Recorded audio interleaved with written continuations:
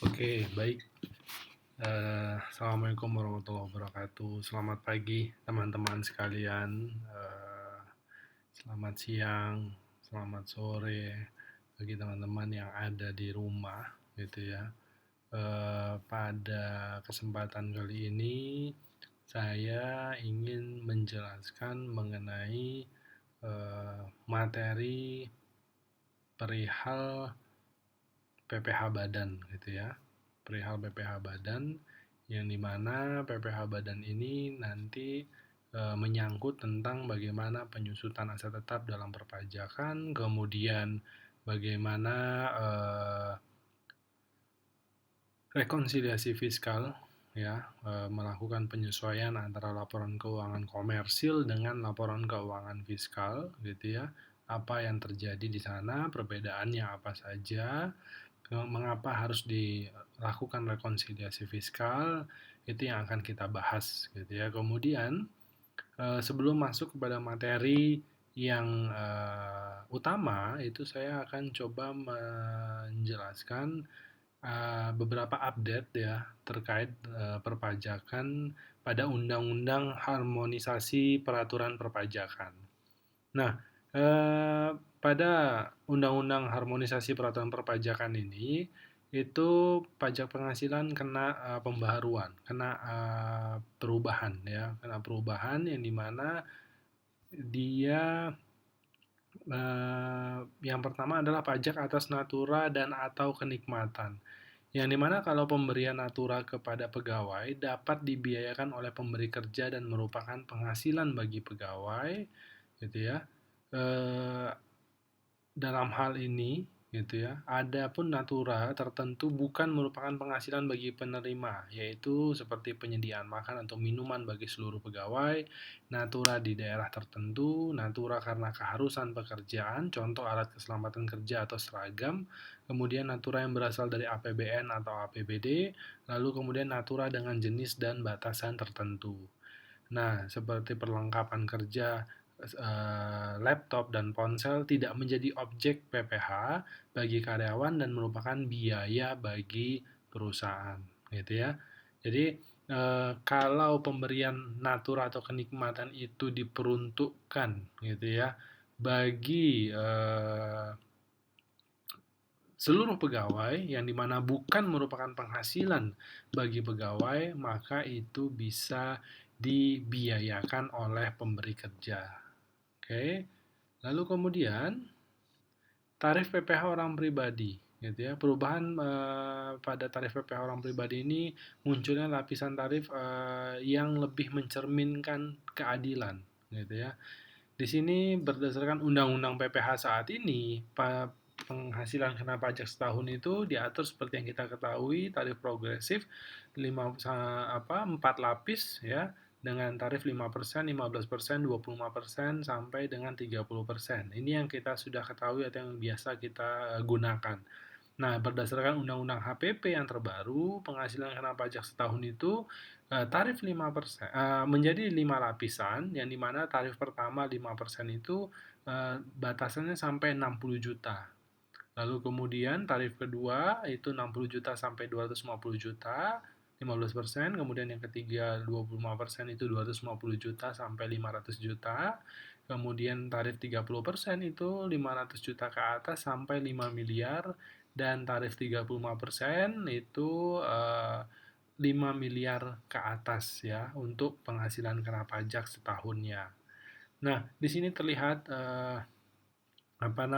perbedaan yang dimana menyasar wajib pajak orang pribadi yang memiliki kekayaan yang cukup besar gitu ya, agar pengenaannya lebih adil gitu. Nah, kemudian dalam hal ini PTKP tidak berubah, masih sama gitu ya. Kemudian penghitungan pajak penghasilan orang pribadi diterapkan atas penghasilan yang jumlahnya melebihi batas penghasilan tidak kena pajak. Dalam Undang-Undang HPP, besaran PTKP tidak berubah, yaitu bagi orang pribadi lajang sebesar 4.500.000 per bulan atau 54 juta per tahun, tambahan sebesar 4.500.000 diberikan untuk wajib pajak yang kawin, dan masih ditambah 4.500.000 untuk setiap tanggungan maksimal 3 orang. Oke.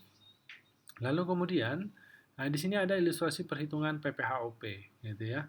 Misalnya yang pertama penghasilan per bulannya 5 juta, kemudian yang kedua penghasilan per bulannya 9 juta, yang ketiga penghasilan per bulannya 10 juta, dan yang keempat penghasilan per bulannya 15 juta. Maka jika disetahunkan menjadi 60 juta, 108 juta, 120 juta, dan 180 juta. PTKP-nya di sini diasumsikan bahwa perhitungan PPh untuk statusnya itu WPOP lajang, tidak kawin 0 gitu ya. Maka PTKP-nya diasumsikan sama 54 juta, maka PKP-nya adalah dikurangkan ya, penghasilan dikurangi PTKP itu seperti demikian. Nah, perhitungan PPh terutangnya di sini menampilkan undang-undang saat ini yang berlaku dengan undang-undang HPP. Nah, teman-teman bisa lihat di sini pada total PPh terutangnya, gitu ya. Nah, pada total PPh terutangnya di sini untuk yang penghasilannya 5 juta itu baik dengan undang-undang yang lama dan undang-undang yang terbaru HPP ini tidak ada perubahan ya. Masih sama, namun apa namanya tidak ada perbedaan yang signifikan. Namun di perhitungan yang penghasilannya sudah di atas 5 juta, barulah muncul perbedaan ya.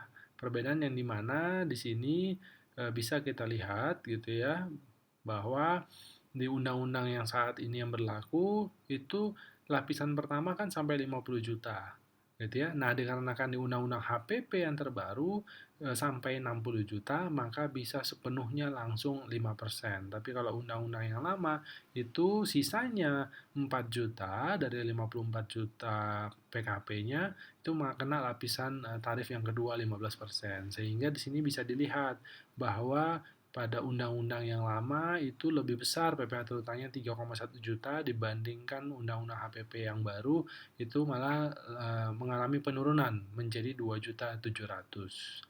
Lalu kemudian apabila penghasilannya itu 10 juta, di sini juga teman-teman bisa lihat ada perbedaan di sini pada lapisan pertama. Kalau di undang-undang yang berlaku saat ini itu 2,5 juta, namun di undang-undang HPP dikarenakan tarif pertamanya adalah 60 juta, itu eh, maka yang dikenakan adalah 3 juta di lapisan pertama. Lalu di lapisan yang kedua itu sisanya 6 juta, itu hanya 900.000, sedangkan di yang lama itu sampai 2,4 juta.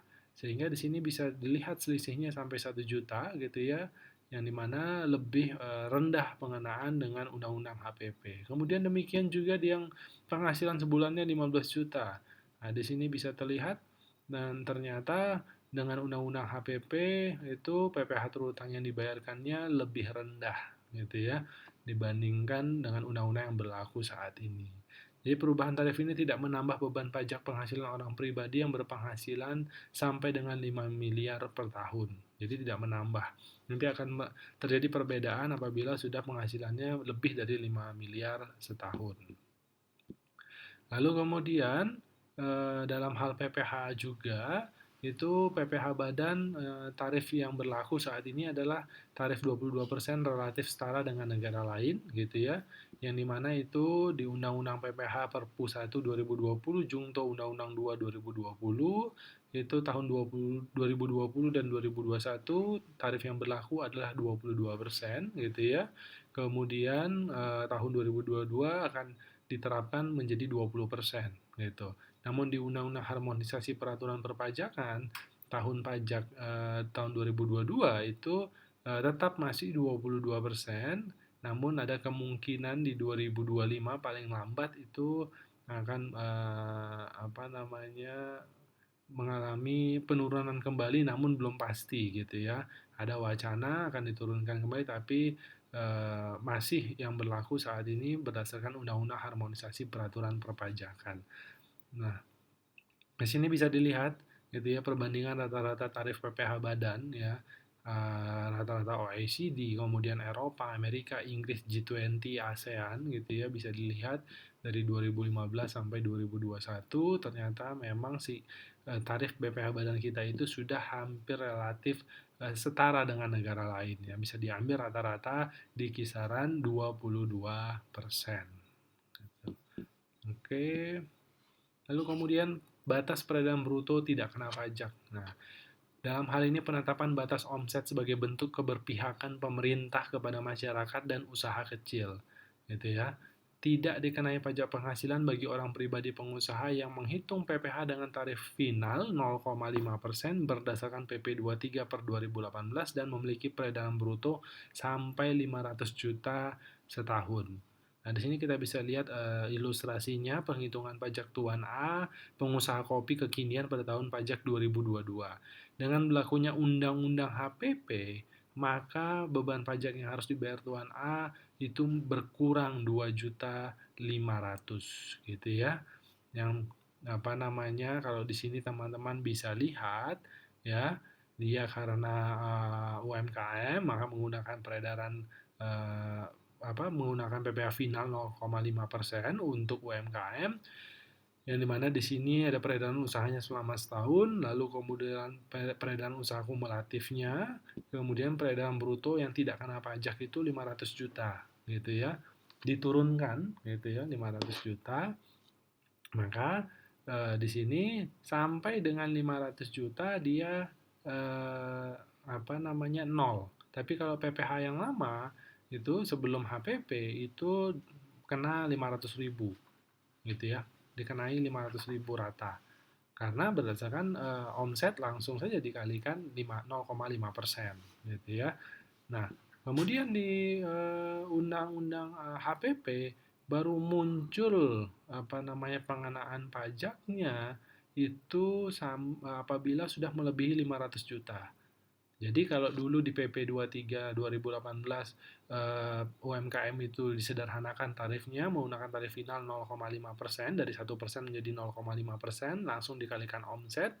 Nah, kalau sekarang dia baru kena pajak itu apabila peredaran brutonya sudah melebihi 500 juta setahun. Jadi kalau masih di bawah 500 juta setahun dia dibebaskan gitu ya. Nah, di sini bisa terlihat pada bulan Juni baru sudah masuk 600 juta, itu barulah dia dikenakan. Sehingga totalnya menjadi yang dia bayarkan 3.500.000 yang sebelumnya 6 juta, maka dia menghemat 2.500.000. Nah, itu salah satu bentuk keberpihakan pemerintah kepada masyarakat dan usaha kecil. Oke. Nah, itu demikian tentang update terbaru perubahan peraturan perpajakan di Undang-Undang Harmonisasi Peraturan Perpajakan atau yang dikenal dengan Undang-Undang HPP gitu ya. Nah, saya lanjutkan dengan materi kita yang selanjutnya yaitu mengenai rekonsiliasi fiskal gitu ya, pembukuan, lalu kemudian penyusutan gitu ya. Nah, dalam hal ini kalau kita bicara PPh pasal 28A dan pasal 29 itu terkait dengan akuntansi perpajakan, di mana PPh pasal 28A itu berbicara tentang lebih bayar, pajak lebih bayar, kemudian PPh pasal 29 adalah pajak kurang bayar, gitu ya.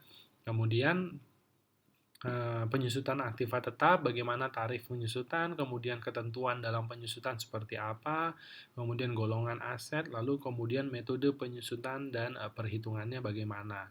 Lalu kemudian rekonsiliasi fiskal itu pendekatan dalam penyusunan laporan keuangan fiskal, lalu kemudian penyebab perbedaan laporan keuangan komersil dan laporan keuangan fiskal, lalu kemudian kelompok perbedaan penghasilan, serta koreksi positif dan negatif. Oke. Nah, PPh pasal 28 di dalam Undang-Undang Nomor 10 Tahun 94 itu menyebutkan bahwa apabila pajak yang terutang untuk suatu tahun pajak ternyata lebih kecil dari jumlah kredit pajak sebagaimana dimaksud dalam pasal 28 ayat 1, maka setelah dilakukan pemeriksaan, kelebihan pembayaran pajak dikembalikan setelah diperhitungkan dengan utang pajak berikut sanksi-sanksinya. Atau karena kita lapor lebih bayar, maka itu bisa direstitusi, maka nanti itu dikembalikan. Itu disebut dengan pasal 28A. Lalu kemudian sesuai dengan ketentuan dalam pasal 17B ayat 1 Undang-Undang KUP, gitu ya, Dirjen Pajak atau pejabat yang ditunjuk berwenang untuk mengadakan pemeriksaan sebelum dilakukan pengembalian atau perhitungan kelebihan pajak. Lalu kemudian hal-hal yang harus menjadi pertimbangan sebelum dilakukan pengembalian dan perhitungan kelebihan pajak adalah yang pertama, kebenaran material tentang besarnya pajak penghasilan yang terutang. Lalu kemudian yang kedua, keabsahan bukti-bukti pungutan dan bukti-bukti potongan pajak serta bukti pembayaran pajak oleh wajib pajak sendiri selama dan untuk tahun pajak yang bersangkutan. Oleh karena itu, untuk kepentingan pemeriksaan, Direktorat Jenderal Pajak atau pejabat lain yang ditunjuk diberi wewenang untuk mengadakan pemeriksaan atas laporan keuangan, buku-buku, dan catatan lainnya, serta pemeriksaan lain yang berkaitan dengan penentuan besarnya pajak penghasilan yang terutang, kebenaran jumlah pajak, dan jumlah pajak yang telah dilaporkan atau disampaikan. Nah, apabila pajak yang terutang untuk suatu tahun pajak ternyata lebih besar daripada kredit pajak, gitu ya, sebagaimana yang dimaksud dalam pasal 28 ayat 1, maka kekurangan pajak yang terutang harus dilunasi selambat-lambatnya tanggal 25 bulan ketiga setahun pajak setelah tahun pajak berakhir sebelum SPT tahunan disampaikan. Nah, jadi ini untuk PPh kurang bayarnya gitu ya. Kemudian jika pada akhir tahun ada pajak yang lebih bayar pasal 28A, maka kelebihan pembayaran pajak tersebut akan diakumulasi pada pembayaran tahun pajak berikutnya atau bahasa sederhananya dikompensasikan.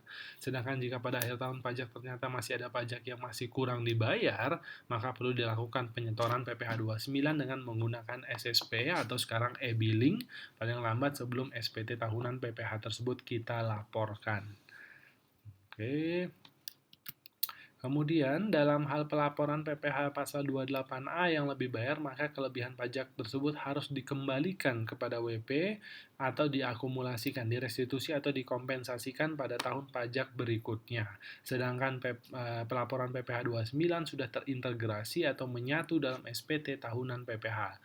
Prosedur penyampaian SPT tahunan PPh harus sesuai dengan Undang-Undang KUP, SPT tahunan untuk WP Badan Dalam Negeri yang menyelenggarakan pembukuan dalam bahasa asing dan mata uang selain rupiah menggunakan form 1771 dolar dan lampiran-lampirannya. Lalu kemudian, bicara tentang akuntansi PPh pasal 28A dan 29 gitu ya. Ini berarti menyangkut tentang prosedur pencatatan akuntansi PPh 29 harus didasarkan pada PSAK nomor 46. Dalam laporan laba rugi, besarnya PPh terutang selama 1 tahun pajak dicatat dengan mengurangi laba bersih sebelum pajak. Pencatatan jurnal penyetoran PPh 29 dilakukan dengan mendebet uang muka PPh 29 dan mengkreditkan kas. Namun apabila terjadi kelebihan pembayaran pajak penghasilan PPh pasal 28, maka kelebihan pembayaran pajak dicatat dalam akun piutang PPh. Lalu kemudian dokumen dasar atau sumber wajib pajak untuk membuat jurnal adalah SPT tahunan PPh. Dengan kata lain, jurnal atas PPh pasal 29 ini dibuat setelah SPT tahunan PPh selesai dibuat. Dalam mekanisme PPh pasal 29, terlebih dahulu WP harus menghitung jumlah PPh yang kurang atau lebih dibayar. Ya, jika ternyata ada PPh yang kurang dibayar, maka WP harus menyetorkan kekurangannya terlebih dahulu ya sebelum menyampaikan SPT tahunan. Contoh, di sini ada contoh kasus PPh pasal 28A, Nona Fitri statusnya tidak kawin, tanggungannya 0 adalah pengusaha sekaligus eksportir batik. Dalam tahun 2010, Nona Fitri membukukan laba 650 juta, selama tahun 2010 juga Nona Fitri memberikan zakat kepada Basnas gitu ya, yang disahkan sebesar 50 juta dan telah membayar angsuran PPh 25 dengan total 180 juta. Selama tahun 2010, Nona Fitri ini melakukan 7 kali perjalanan ke luar negeri dalam rangka usaha ekspor batik dengan menggunakan pesawat. Berapakah PPh lebih atau kurang bayar Nona Fitri? Maka kita hitung berapa penghasilan neto fiskalnya, yaitu 650 juta, dikurangi zakat atas penghasilan 50 juta, kemudian dikurangi PTKP. PTKP ini masih PTKP lama, ini nanti tinggal disesuaikan gitu ya. Yang berlaku sekarang adalah 54 juta. Ya. Maka nanti di sini dapatlah PKP-nya berapa, gitu ya. Kemudian barulah kita hitung PPh terutangnya berdasarkan tarif pasal 17 Undang-Undang PPh. Nah, kemudian nanti setelah kita dapat berapa PPh yang terutang, kemudian dikurangi dengan kredit pajaknya yang dibayar sendiri tadi angsuran PPh 25, maka dikurangi terus juga ada kalau jika ada STP PPh 25, surat tagihan pajak jika ada, dan fiskal luar negeri gitu ya, PPh 24. Maka nanti itu dijumlahkan yang menjadi pengurang PPh terutang. Nah, kalau dalam kasus ini dia PPh-nya jadi lebih dibayar. PPh pasal 28A yang muncul ya. Karena jumlah PPh terutang Nona Fitri selama tahun 2010 lebih kecil dari angsuran pajaknya.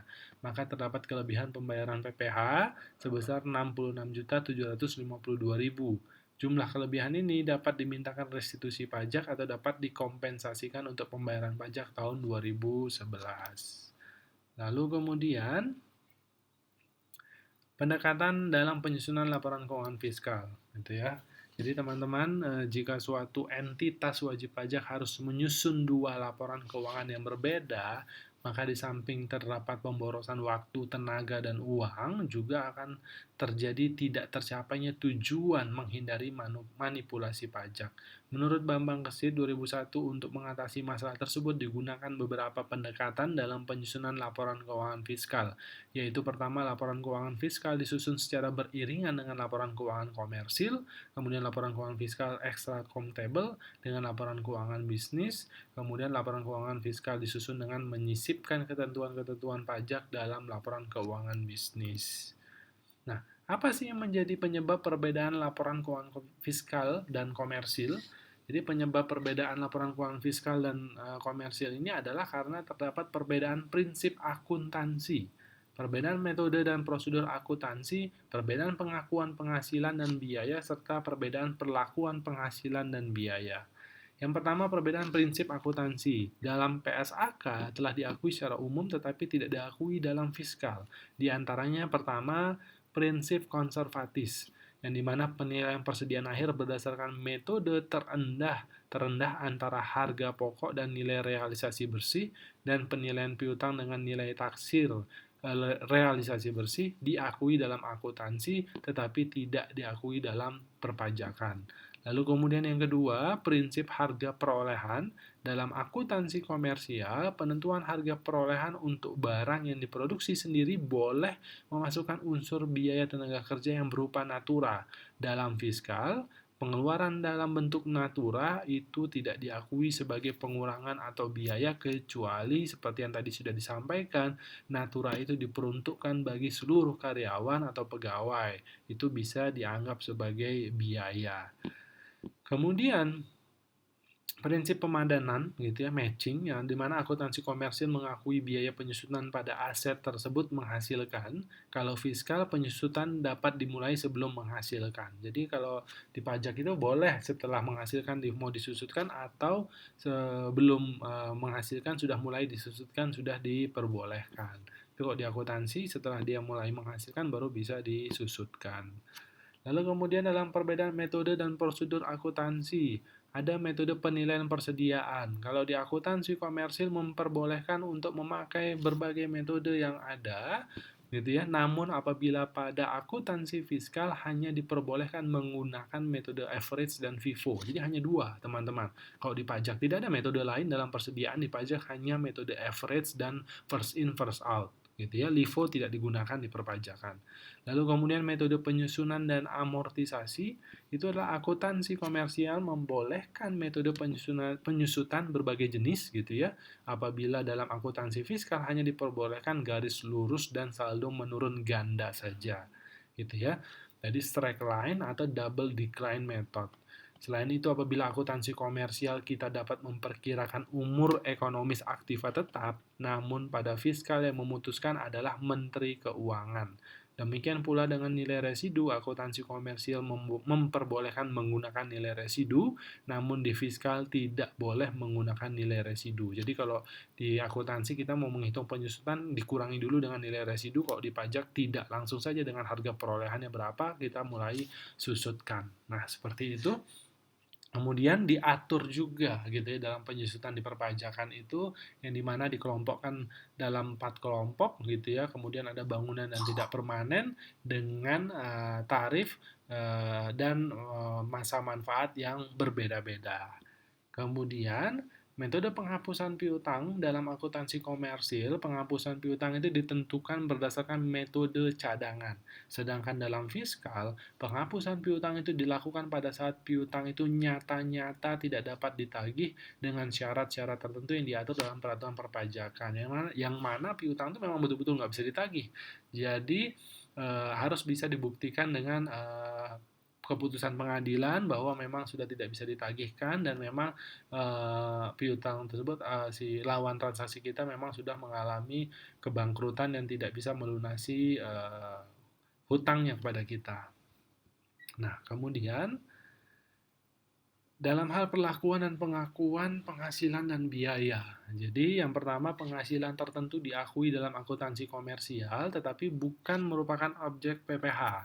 Dalam rekonsiliasi fiskal, penghasilan tersebut harus dikeluarkan dari total PKP atau dikurangkan dari laba menurut akuntansi komersial. Penghasilan tertentu diakui dalam akuntansi komersial tetapi pengenaan pajaknya bersifat final. Dalam fiskal, penghasilan tersebut harus dikeluarkan dari total penghasilan kena pajak atau dikurangkan dari laba menurut akuntansi komersial. Kemudian, kenapa? Karena final tidak bisa ya, tidak bisa dijadikan biaya karena itu sudah suatu pengenaan pajak yang sudah selesai. Kemudian penyebab perbedaan lain yang berasal dari penghasilan adalah kerugian suatu usaha di luar negeri. Kerugian usaha dalam negeri tahun-tahun sebelumnya imbalan dengan jumlah yang melebihi kewajaran. Kemudian pengeluaran tertentu diakui dalam akuntansi komersial sebagai biaya atau pengurangan penghasilan bruto, tetapi dalam fiskal pengeluaran tersebut tidak boleh dikurangkan dari penghasilan bruto. Lalu kemudian dalam hal kelompok perbedaan penghasilan ada yang disebut dengan beda tetap dan beda waktu. Apa ini?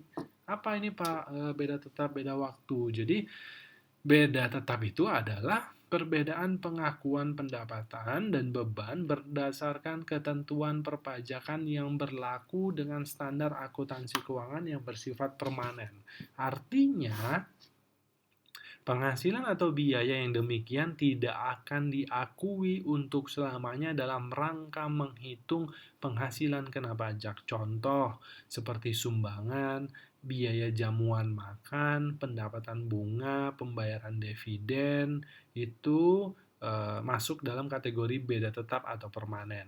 Lalu kemudian beda waktu adalah perbedaan pengakuan pendapatan dan beban tertentu menurut SAK dengan ketentuan perpajakan yang berlaku. Perbedaan ini menyebabkan pergeseran pengakuan pendapatan dan beban antara satu tahun pajak ke tahun pajak lainnya. Maka dari itu akibat adanya perbedaan tetap dan perbedaan waktu tersebut, perlulah terjadi koreksi positif dan negatif.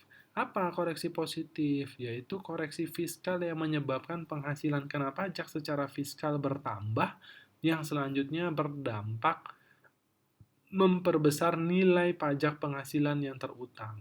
Koreksi positif terjadi apabila pendapatan menurut fiskal bertambah. Koreksi positif biasanya dilakukan akibat adanya pertama, koreksi negatif beban yang tidak diakui oleh pajak, non-deductible expense gitu ya. Kemudian penyusutan komersial lebih besar daripada penyusunan fiskal.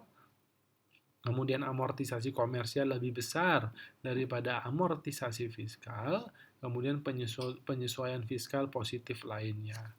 Lalu kemudian koreksi fiskal yaitu koreksi fiskal negatif yaitu koreksi fiskal yang menyebabkan penghasilan kena pajak secara fiskal menjadi berkurang yang selanjutnya berdampak memperkecil penghasilan kena pajak.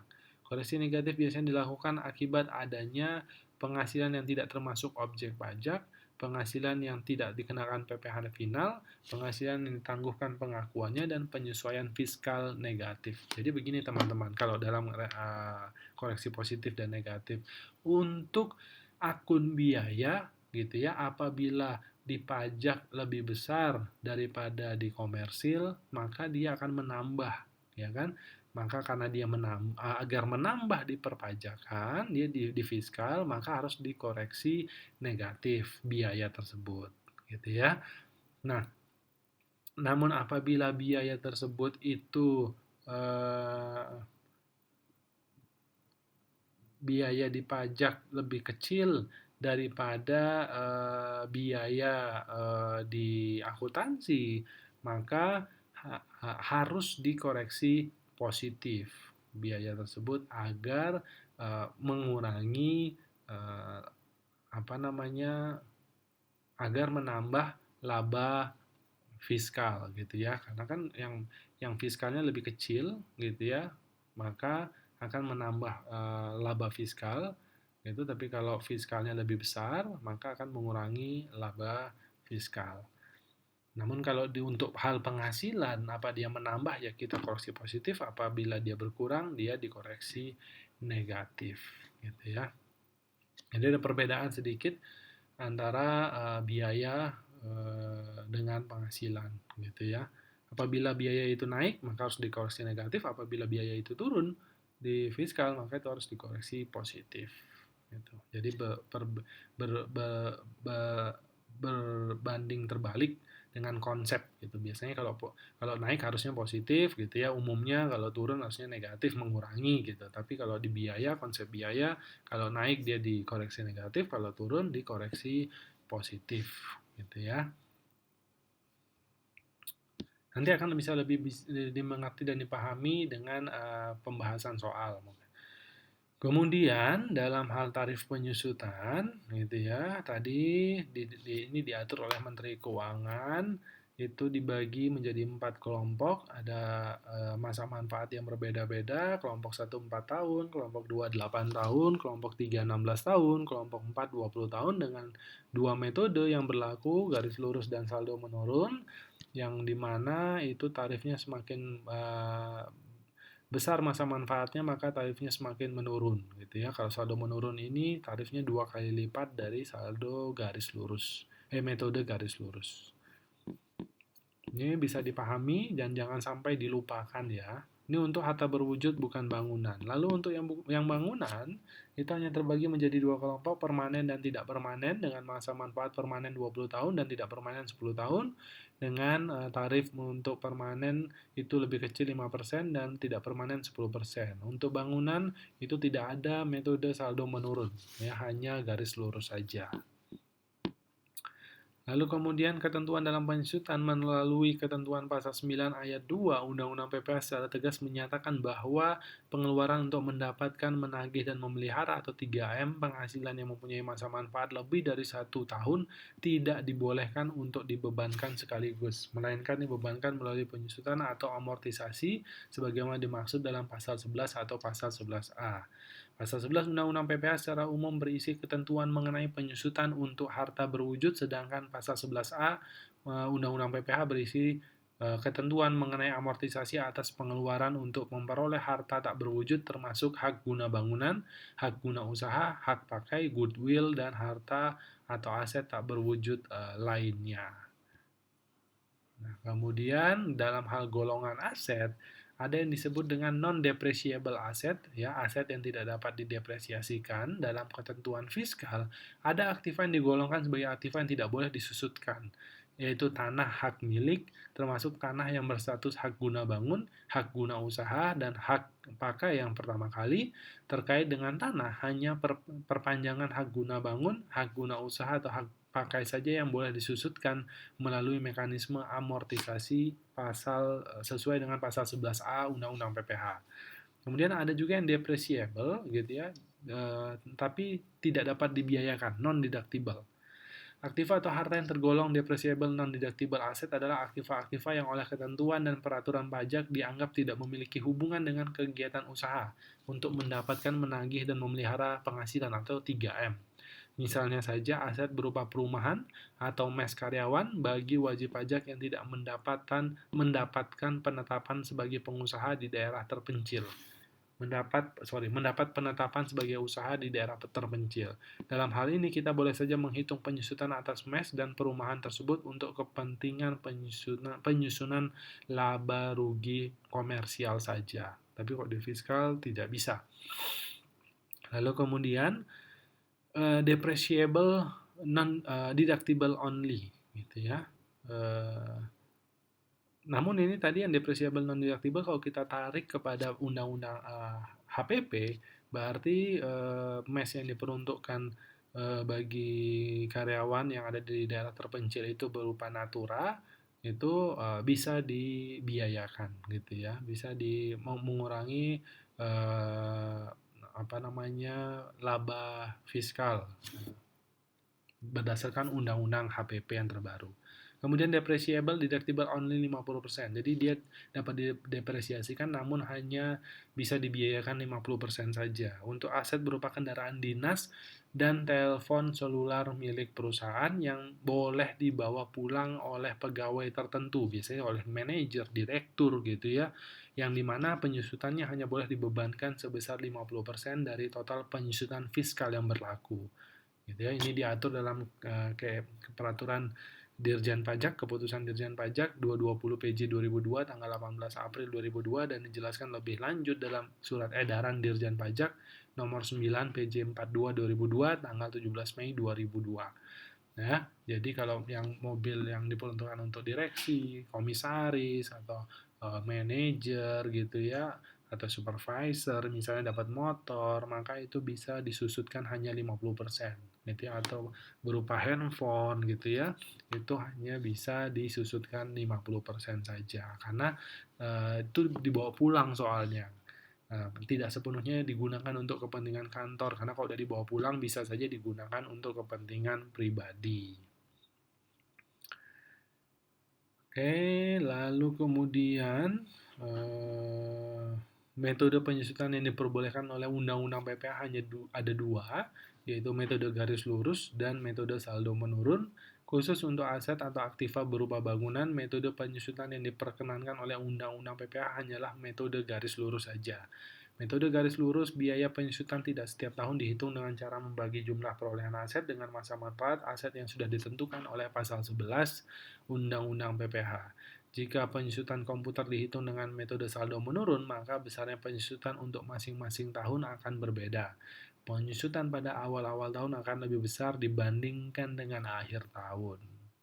Oke, nah kemudian teman-teman, kalau kita bicara tentang rekonsiliasi fiskal gitu ya, maka itu ada juga dikenal dengan pembukuan extra comptable gitu ya. Maksudnya gimana? Jadi transaksi ekonomi yang menurut ketentuan perpajakan perlakuannya berbeda dengan SAK dicatat dalam pembukuan tersendiri, terpisah dari pembukuan dalam siklus akuntansi keuangan.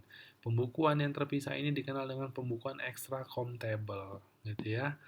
Jadi transaksi yang perlakuan pajaknya dapat berbeda dengan SAK, seperti penilaian persediaan, penyusutan amortisasi, harga perolehan dan pengalihan harta, perolehan harta melalui sewa guna usaha atau leasing dengan hak opsi, penggabungan, peleburan, dan pemekaran usaha. Ini dalam uh, standar akuntansi keuangan dan undang-undang perpajakan itu mengalami perbedaan perlakuan.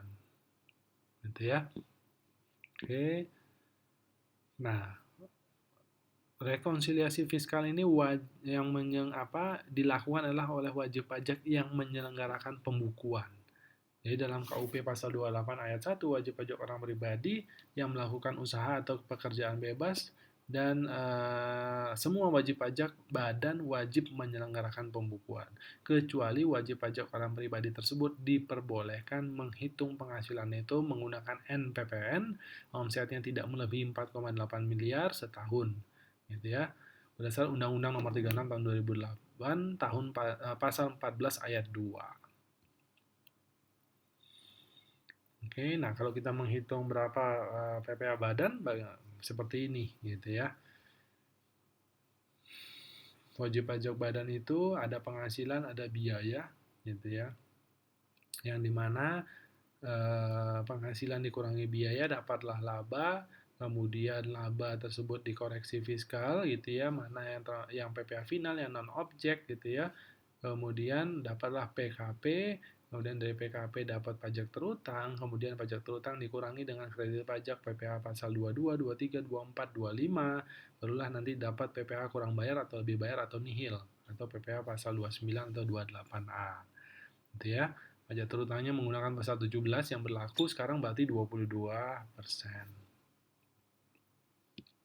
Tadi sudah disampaikan penyebab perbedaan itu biasanya penghasilan yang bukan objek pajak, penghasilan yang sudah dikenakan pajak bersifat final, kemudian biaya-biaya yang tidak boleh dikurangkan untuk tujuan perpajakan. Ini saya pertegas lagi, koreksi fiskal positif adalah koreksi fiskal yang menambah besarnya penghasilan neto fiskal.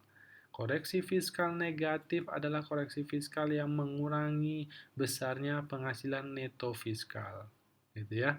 Kemudian koreksi fiskal beda tetap dalam koreksi fiskal yang menyebabkan perbedaan besarnya laba rugi komersil dan laba rugi fiskal secara permanen. Kalau koreksi fiskal beda waktu itu koreksi fiskal yang menyebabkan perbedaan laba ruginya itu sementara waktu saja, tidak permanen, gitu ya. Nah, di sini memang betul secara teori yang positif itu adalah akan menambah besarnya penghasilan neto, ya. Kemudian yang negatif itu akan mengurangi besarnya penghasilan neto, ya. Apabila dalam konsep penghasilan, teman-teman. Tapi kalau dalam konsep biaya, koreksi fiskal positif itu akan mengurangi besarnya penghasilan neto, fiskal negatif itu akan menambah penghasilan neto fiskal. Nah, di sini ada contoh yang bisa saya tunjukkan. Nah, ini ya. Contoh laporan keuangannya. Kemudian lengkap gitu ya. Nah, ini ringkasannya ya. Saya langsung ke ringkasannya yang dimana bisa dilihat bahwa apabila di sini terlihat PPh 21 ditanggung perusahaan ya. Nah, di komersil itu diakui sebagai biaya, gitu ya. Tapi kalau di fiskal tidak bisa diakui sebagai biaya. Nah, maka ini harus dikoreksi positif, ya. Nah, karena dia dikoreksi positif, maka akan hilang di fiskal, ya. Jadi koreksi positif itu berarti kan tidak bisa diakui, maka harus nol di fiskal sehingga akan menaikkan laba fiskal, gitu ya. Kemudian pengobatan cuma-cuma yang diberikan secara cuma-cuma langsung ke rumah sakit itu juga harus dikoreksi positif ya, sehingga dia akan menaikkan laba fiskal, namun secara rumus ini mengurangi gitu ya. Jadi misalnya di sini 1 juta harus dikoreksi positif 1 juta tersebut di sini, sehingga 1 juta dikurangi dengan 1 juta maka menjadi 0 gitu ya. Jadi koreksi positif konsepnya di sini itu saya luruskan lagi. Ini ya, koreksi fiskal positif itu adalah koreksi fiskal yang menambah besarnya penghasilan neto ya, karena nol hilang gitu ya di fiskalnya, jadi akan menaikkan penghasilan neto. Kemudian negatif itu akan mengurangi besarnya penghasilan neto. Yang saya maksud adalah perbedaan konsep matematisnya gitu ya, teman-teman. Saya luruskan, mohon maaf, saya luruskan bahwa yang berbeda itu adalah matematisnya. Jadi jangan sampai keliru matematisnya. Nanti ini karena koreksi positif, kemudian muncul di sini menjadi teman-teman tambahkan, gitu ya. Sehingga nanti di sini malah makin besar. Nah, itu yang keliru maksudnya. Jadi konsep matematisnya yang berbeda di biaya. Jadi kalau biaya itu tidak diakui oleh pajak, maka dia harus dikoreksi positif, namun perhitungan matematisnya itu mengurangi gitu ya, jadi dikurangi sehingga di sini menjadi nol di fiskalnya dan menaikkan laba fiskal dampaknya gitu ya. Kemudian di sini lagi bisa dilihat biaya entertain apabila tidak ada hubungannya dengan kegiatan usaha, itu harus dikoreksi positif sehingga akan hilang di fiskal dan akan menaikkan laba fiskal. Jadi rumus matematisnya ini dikurangi. 1 juta dikurangi 1 juta menjadi nol. Nah, jangan karena koreksi positif, teman-teman tambahin 1 juta tambah 1 juta menjadi nol. Nah, itu yang saya maksud matematisnya. Tapi apabila biaya tersebut di apa namanya di komersil berbeda dengan fiskal gitu ya, itu maka nanti itu bisa ditambahkan gitu ya. Jadi misalnya fiskal lebih besar daripada komersil, maka nanti di sini misalnya 1 juta, ternyata di fiskal itu 1.200.000 harusnya, maka terjadi kekurangan 200.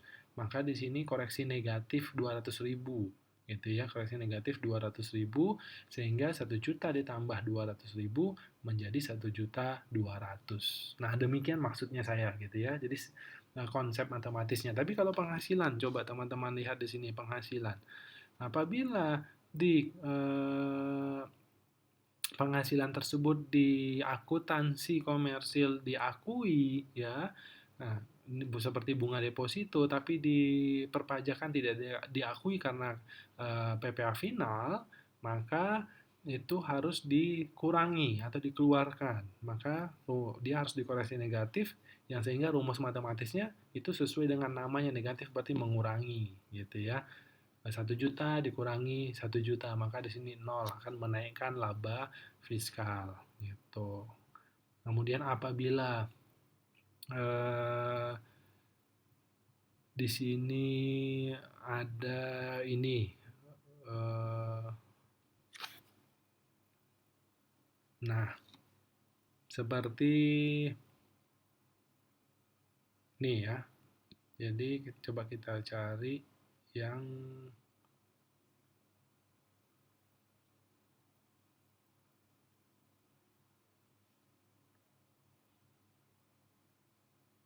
nah, ini seperti penghasilan sewa juga penghasilan bangunan, ini kena final.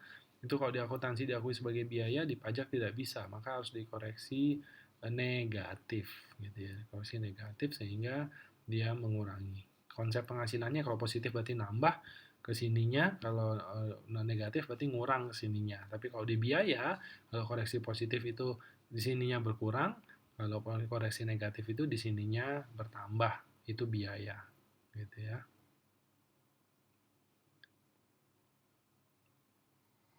Nah, kemudian eh, apabila memang sama atau apa diakui di perpajakan, maka itu ya muncul di fiskalnya, gitu ya. Malah kalau lebih besar, ya tadi itu akan dikoreksi negatif apabila biaya di fiskal lebih besar daripada komersil. Tapi kalau biaya di eh, komersil diakui tapi di fiskal tidak ada, maka harus dikoreksi positif sehingga nanti akan di fiskal akan hilang dan dampaknya menaikkan laba fiskalnya. Nah, seperti tadi kendaraan yang dibawa pulang dan dikuasai pegawai itu hanya 50% saja di perpajakan. Jadi yang muncul di sini 50%. Kalau di akuntansi misalnya biaya pemeliharaan 1 juta, maka harus dikoreksi fiskal 50%-nya 500.000 ya. Koreksi positif, maka di sininya di fiskalnya menjadi sisanya 500.000.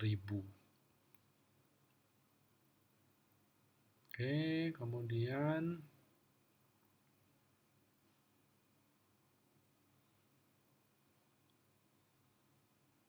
nah, dengan PPh final tidak bisa. Ini dikoreksi positif sehingga di sininya hilang ya.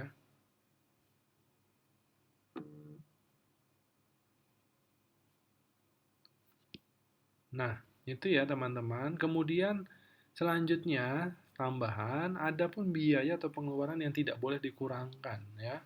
Jadi, yang tidak boleh dikurangkan itu adalah pertama, pembagian laba dengan nama dan dalam bentuk apapun seperti dividen, termasuk dividen yang dibayarkan oleh perusahaan asuransi kepada pemegang polis dan pemegang sisa hasil usaha koperasi.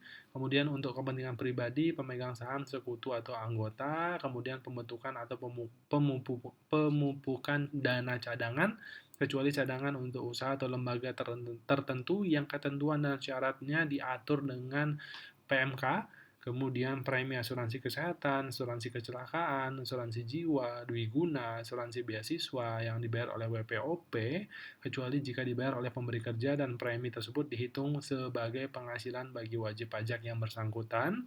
Lalu kemudian penggantian atau imbalan sehubungan dengan pekerjaan atau jasa yang diberikan dalam bentuk natura dan kenikmatan, kecuali natura dan kenikmatan yang tertentu dalam diatur oleh PMK seperti yang tadi sudah di Undang-Undang HPP. Itu natura yang boleh dikurangi atau dianggap sebagai biaya itu adalah natura yang memang diperuntukkan untuk seluruh pegawai. Kemudian jumlah yang melebihi kewajaran sehubungan dengan pekerjaan yang dibayarkan pada pemegang saham atau pihak yang punya hubungan istimewa sebagai imbalan sehubungan dengan pekerjaan yang dilakukan. Lalu kemudian harta yang dihibahkan, bantuan atau sumbangan dan warisan itu ya, itu tidak boleh dikurangkan. Kemudian pajak penghasilan, biaya yang dibebankan atau yang dikeluarkan untuk kepentingan pribadi, WP tanggungan, gaji yang dibayarkan kepada anggota persekutuan, firma atau CV yang modalnya tidak terbagi atas saham, dan sanksi administrasi berupa bunga, denda, kenaikan, serta sanksi pidana yang berkenaan dengan pelaksanaan perundang-undangan di bidang perpajakan. Ini tidak boleh tidak boleh dikurangkan gitu ya. Jadi tidak bisa dianggap sebagai pengurang laba fiskal gitu, atau tidak bisa dibiayakan istilahnya sederhananya. Jadi misalnya seperti sanksi. Sanksi itu adalah kelalaian wajib pajak gitu ya. Maka karena kelalaiannya dia wajib membayar sanksi tersebut, maka itu tidak bisa dianggap sebagai biaya dan tidak bisa mengurangi laba fiskal. Oke. Nah, kemudian adapun biaya yang boleh dikurangkan gitu ya, biaya atau pengeluaran yang boleh dikurangkan gitu ya, itu adalah pengeluaran yang mempunyai masa manfaat tidak lebih dari 1 tahun, biaya tahun yang bersangkutan, pengeluaran yang mempunyai masa manfaat lebih dari 1 tahun, pembebanannya melalui penyusutan atau amortisasi. Ya, seperti biaya yang boleh dikurangkan itu adalah pertama yang biaya 3M ya, memungut, memelihara, menyetor eh, pajak penghasilan non final ya, tentunya non final. Seperti pertama terkait dengan kegiatan usaha baik secara langsung atau tidak langsung, penyusutan dan amortisasi, iuran kepada dana pensiun, kemudian kerugian karena penjualan atau pengalihan harta untuk 3M ya, kemudian kerugian selisih kurs mata uang asing, biaya lead bank, biaya beasiswa, biaya piutang yang nyata-nyata tidak dapat ditagih, kemudian sumbangan dalam rangka penanggulangan bencana, sumbangan dalam rangka penelitian, biaya pembangunan, infrastruktur sosial, sumbangan fasilitas pendidikan, dan sumbangan dalam rangka pembinaan olahraga. Jadi itu bisa dikurangkan, bisa mengurangi laba fiskal, gitu ya, atau bisa dianggap sebagai biaya. Nah, oke, teman-teman, demikian yang dapat saya sampaikan pada materi hari ini, gitu ya, pada laporan laporan keuangan fiskal atau rekonsiliasi fiskal.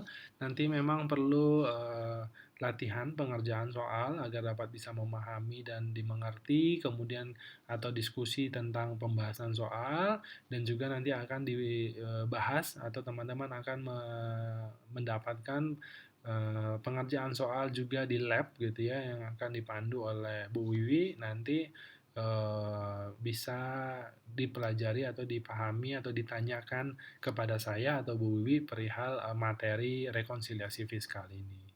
Oke, demikian yang dapat saya sampaikan. Mudah-mudahan dapat dimengerti dan dipahami. Apabila masih ada yang belum dimengerti dan dipahami, silakan untuk bertanya. Jangan sungkan, jangan malu. Silakan untuk ditanyakan apa yang masih belum dipahami. Nanti saya akan berikan soal untuk latihan yang teman-teman bisa kerjakan berdasarkan arahan atau panduan dalam pengerjaan rekonsiliasi fiskal seperti apa. Oke, baik. Terima kasih. Wassalamualaikum warahmatullahi wabarakatuh. Selamat siang.